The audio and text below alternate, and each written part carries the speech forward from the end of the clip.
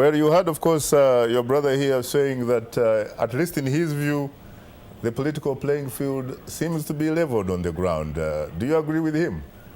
I completely disagree. Why? One, there is a law in Nigeria that requires the media to give all candidates equal rights when it comes to publicity. Mm-hmm. But if you don't have money, you cannot get it. So that's part of the field. Does that also apply to, for example, the state broadcaster, the NTA? Yes. For everywhere the President Jonathan goes, for example, you see a lot of media going with him. He's the president. I mean, no one can.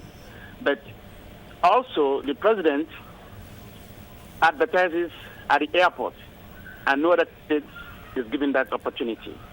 But most importantly, people keep talking about Jega. Jega may mean well, but he has not demonstrated it, in my view, in my humble view. One, to submit an ordinary application. Everybody converges in Abuja. You go from your state to go to Abuja. For example, if I'm going to Abuja from my state, it will cost me nothing less than 100,000 naira, which is roughly $1,000.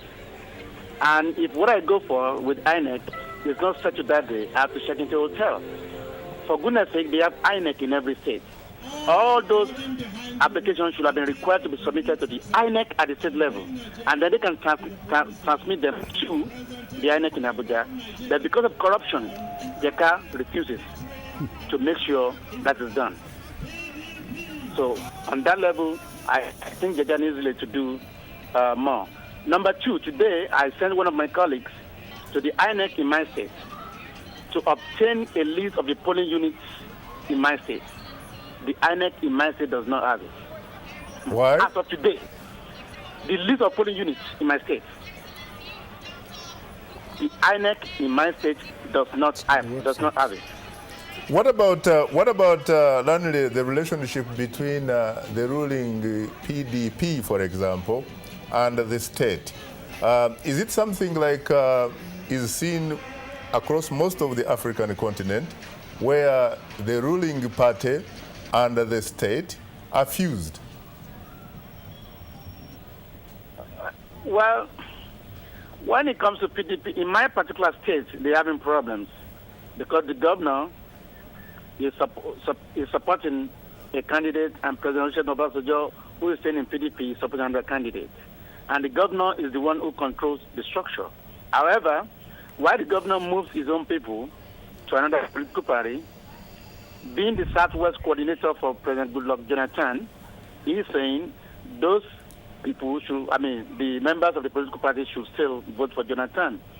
So PDP actually is going to lose its ground in this election. So PDP will not be able, because right now some of their folks who have carried guns to snatch ballot boxes are no longer in their folds, and they are replacing them. So it's going to be extremely violent. Let no one deceive himself. Today, 2 people were killed in my state. Yes, the campaign trail to Djibouti, while my staff were pasting my posters, you just see these hoodlums, they beat the hell out of them. Why were they killed? Why were they killed? And who killed them? Well, PDP and other political parties, other major political parties have their thugs because they have the money to hire thugs. And they were killed because there is zero tolerance.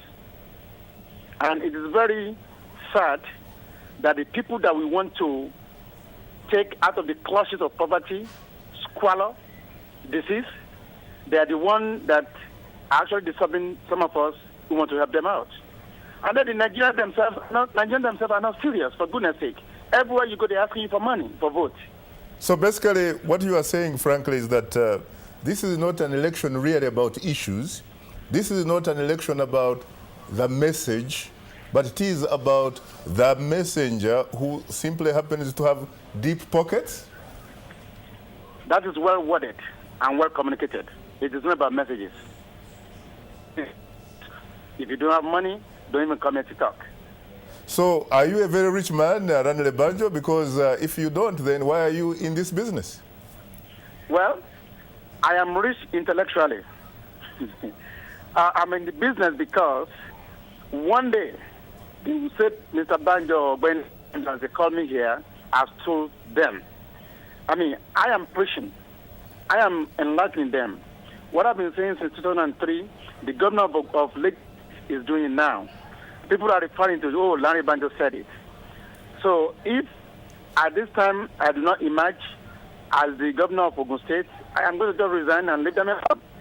But I'm just doing my part to prove to the Almighty God that I have done what you have sent me to do. And if they refuse to listen to me, I'm going to just leave them alone.